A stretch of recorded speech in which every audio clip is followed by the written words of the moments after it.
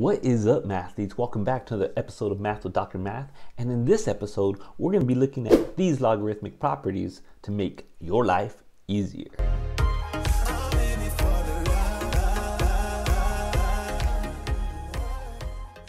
All right, so truth be told, these properties are really easy to understand. But what you're going to need to make sure is that your algebra game is on point so that you could see these properties. Sometimes they're going to be hidden in these problems. And so as I go through them, you're going to see some of this. All right, so let's start with number one, this first property. So log base a of 1 equals 0. So here's the moral of the story for this one, right?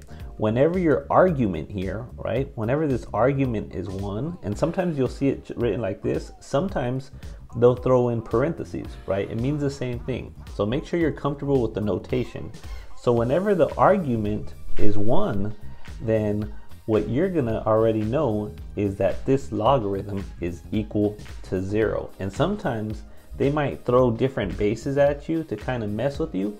But again, what you're focused on is that this guy right here, the argument is 1. So make sure you got that down. And some of you might be asking, well, why is that?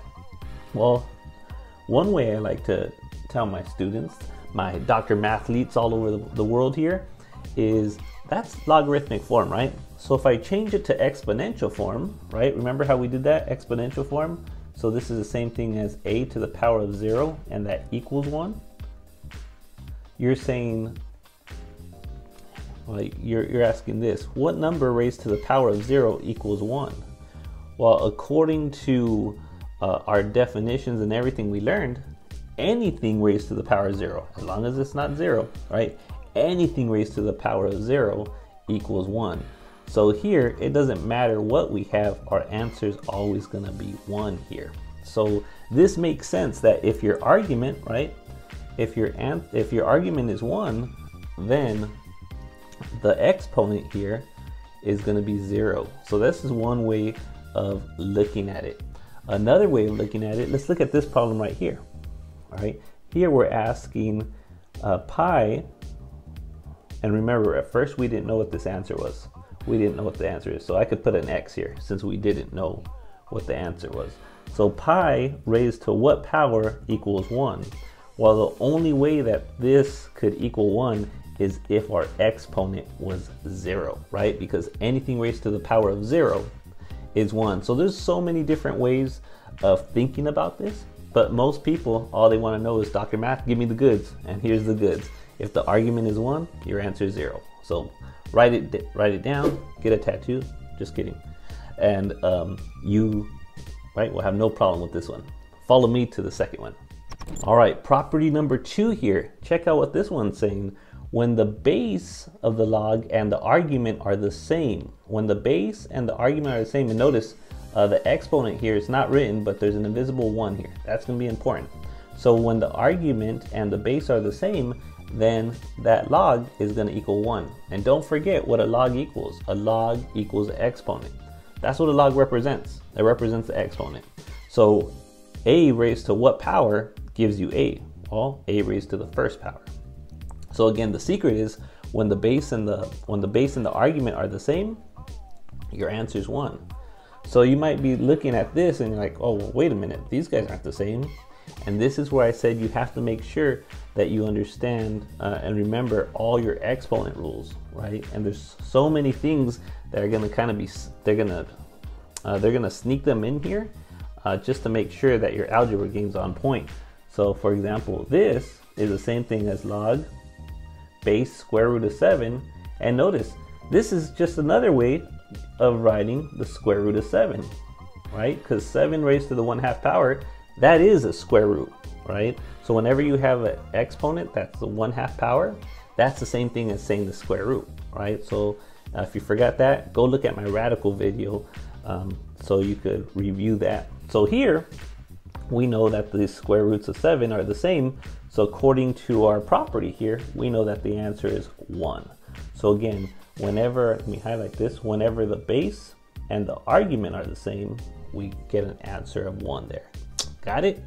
All right, follow me to the next example. All right, property number 3 here. All right, so property number 3. Notice we have the base and the argument. Well, the base and the base of the argument are the same, but look at that exponent. So what we're gonna see is, you could think about it this way, is that these a's are gonna cancel out. That's not the way it works, but that's the way you could kind of think about it, picture it. These guys cancel each other out, and you're looking at that x right there, right? So whatever your exponent is, that's gonna be your answer.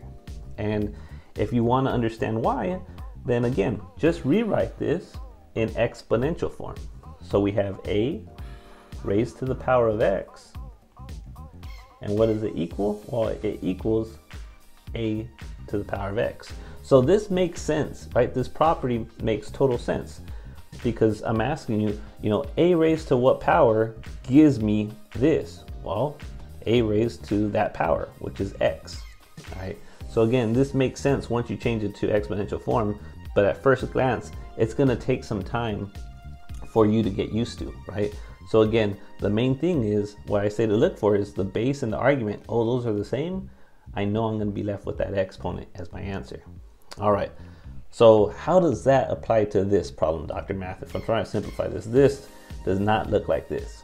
My question is, can you make the base and the argument, the base of the argument the same? So this 81, can you rewrite it? Let's see, log base 9. So I'm asking, that 81, can you change it so that it has a base of 9? Absolutely, right? The base would be 9, but then it would have an exponent of 2, right? Because 9 squared is 81.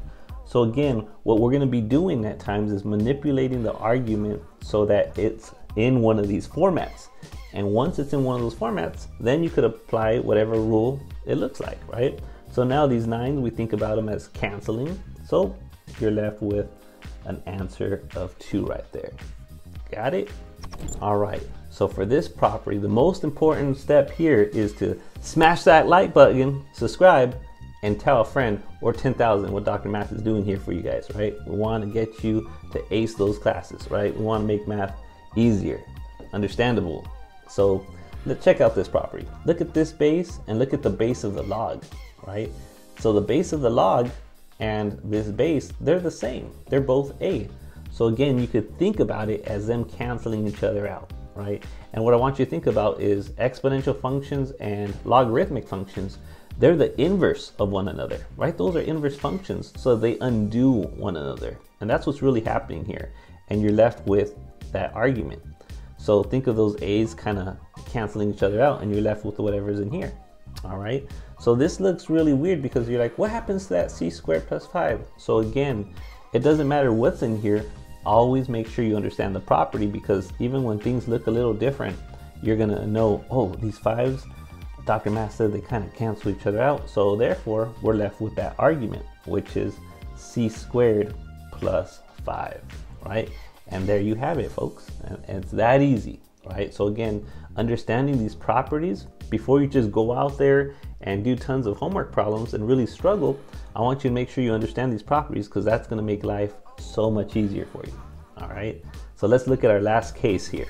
So when we talk about our logarithmic function, huge note, right? A huge note is when you're taking the log of any base, your argument can never be negative, not even on Sunday, right? You can't have a negative argument.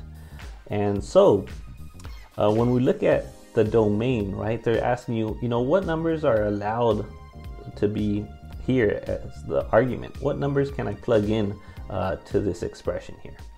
And so what you're really looking at here is this argument. You could plug in any number as long as it doesn't make the argument negative.